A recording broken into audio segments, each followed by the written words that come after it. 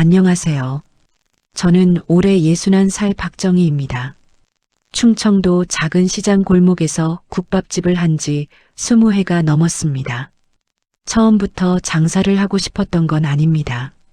남편이 갑자기 쓰러져 세상을 떠난 뒤 먹고 살 길이 막막해서 시작했죠. 그때 큰딸은 고등학생이었고 막내 아들은 아직 초등학생이었습니다. 가진 돈도 없었어요. 월세 밀릴까 겁나고 아이 급식비 못 낼까 무서웠습니다. 처음 가게를 얻던 날이 아직도 기억납니다. 시장 끝자락 비 오면 천장에서 물 떨어지던 작은 가게였어요. 냄비 2개 놓으면 발 디딜 틈도 없었습니다. 그런데 이상하게 그 좁은 가게 안에서 저는 다시 살아야겠다는 마음이 들더라고요. 새벽 4시마다 일어났습니다. 뼈 삶고 국물 끓이고 파 썰고 김치 담갔어요. 겨울이면 손이 다 터졌고 여름이면 하루 종일 땀 냄새 속에서 살았습니다. 그래도 손님들이 국물 시원하다고 웃어주면 힘이 났죠. 사장님 국밥 먹으면 속이 풀려요. 그 말 한마디에 또 하루를 버텼습니다. 세월은 참 빠르더라고요. 그렇게 아이들 대학 보내고 결혼도 시켰습니다. 큰딸 시집갈 때는 작은 아파트 보증금도 보태줬어요. 저는 그걸로 됐다고 생각했습니다. 부모 역할은 다 했다고요. 장사가 잘 될 땐 시장에서도 유명했습니다. 점심시간 되면 줄 서서 먹었고 방송국에서도 다녀갔어요. 직원도 8명이나 됐습니다. 저는 평생 이렇게 살 줄 알았습니다. 그런데 코로나가 터졌습니다. 손님들이 끊겼어요. 시장이 텅 비었습니다. 하루 종일 국 끓여놓고 10그릇도 못 팔 때가 많았죠. 냉장고에 남은 재료 버릴 때마다 가슴이 무너졌습니다. 그래도 버텼습니다. 곧 괜찮아질 줄 알았거든요. 하지만 상황은 더 나빠졌습니다. 대출까지 받아가며 버텼는데도 손님은 돌아오지 않았어요.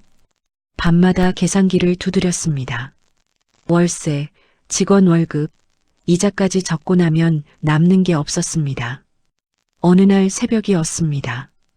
혼자 가게 불을 켜고 국물을 끓이고 있었어요. 그런데 갑자기 손이 멈추더라고요. 내가 언제까지 이렇게 살 수 있을까? 텅 빈 가게 안에서 국 끓는 소리만 들렸습니다. 그날 처음으로 장사를 접어야 하나 고민했습니다. 그런데 그때였습니다. 가게 문이 열리더니 한 남자가 들어왔어요. 사장님, 오늘도 제일 먼저 왔네요. 20년 단골 손님이던 이성호 씨였습니다. 항상 같은 시간에 와서 같은 자리에 앉던 사람이었죠. 회색 점퍼에 낡은 서류 가방까지 그대로였습니다. 은퇴한 뒤에도 일주일에 몇 번씩 꼭 들렀어요. 그날따라 이상하게 그 사람이 반가웠습니다.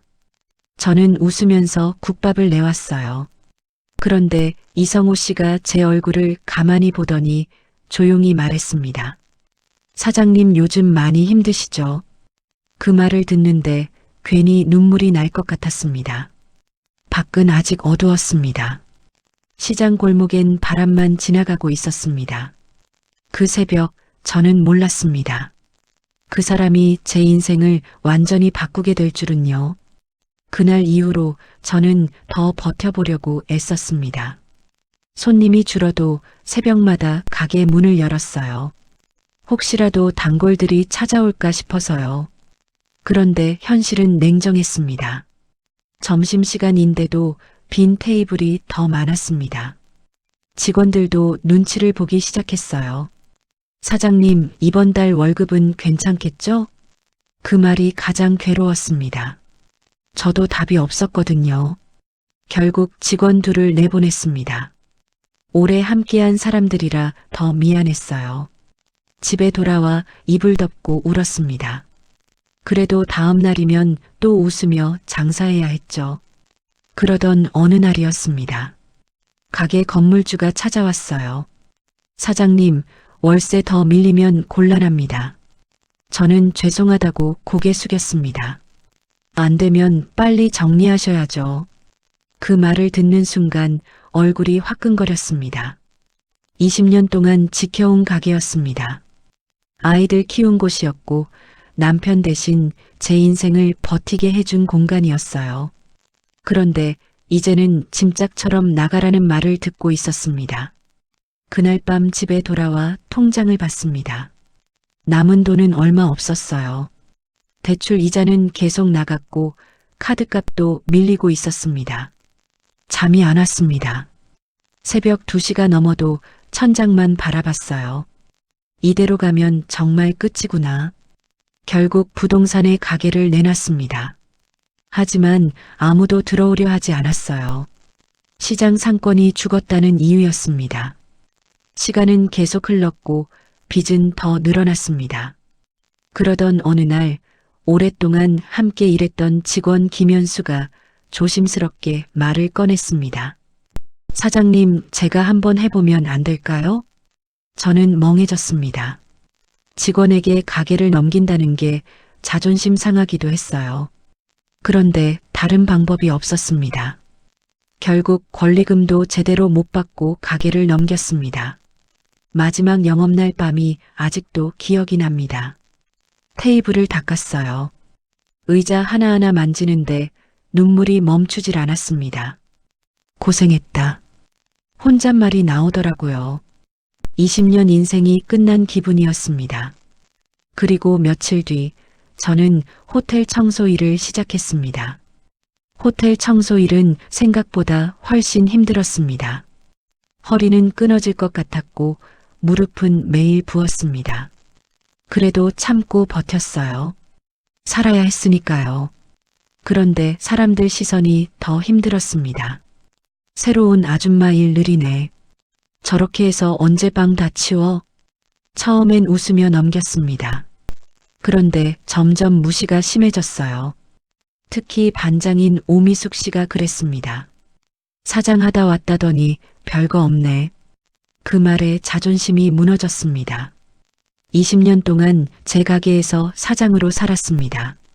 그런데 이제는 사람들 눈치 보며 화장실 청소를 하고 있었어요. 그러던 어느 날 전화가 왔습니다. 김현수였습니다. 사장님, 주말 하루만 도와주시면 안 될까요? 저는 어이가 없었습니다.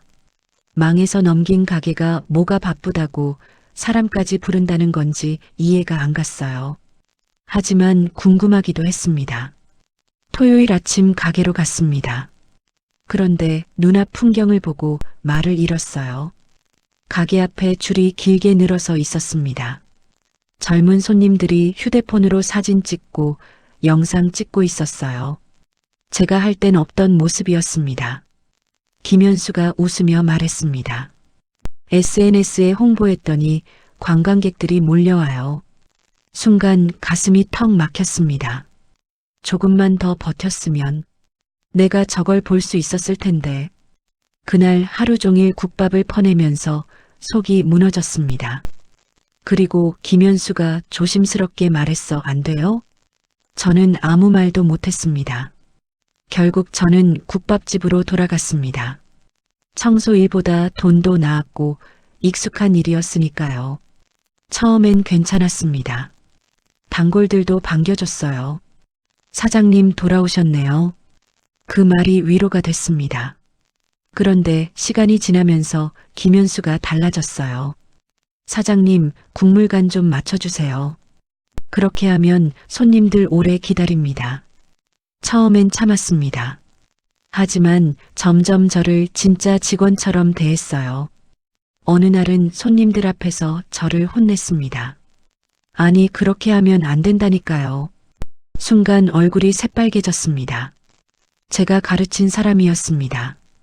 20년 장사 노하우를 전부 알려준 사람이었어요. 그런데 이제는 그 사람 밑에서 혼나고 있었습니다.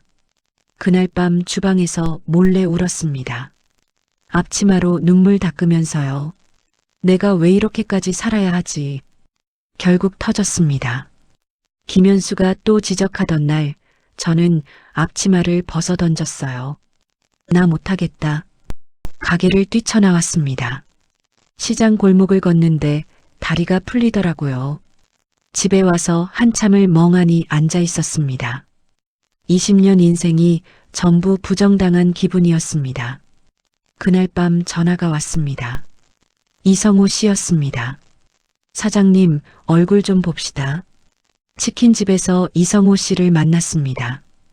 그 사람은 예전 그대로였습니다. 조용히 제 얘기를 들어줬어요. 저는 술김에 다 털어놨습니다. 청소일에서 무시당한 이야기, 가게에서 모욕당한 이야기, 자존심이 다 무너졌다고요. 이성호 씨는 한참 말이 없었습니다. 그러다 조용히 웃더라고요. 예전에도 그러셨잖아요. 저는 의아했습니다.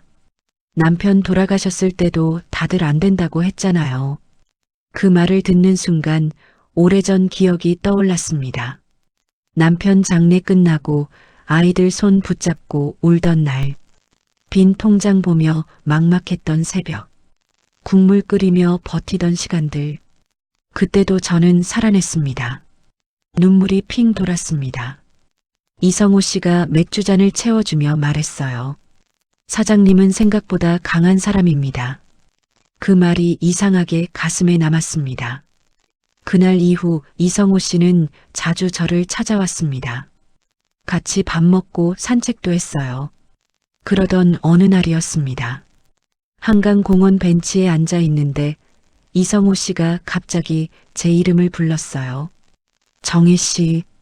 순간 가슴이 철렁했습니다. 20년 동안 한 번도 이름 부른 적 없었거든요. 그리고 그 사람이 말했습니다.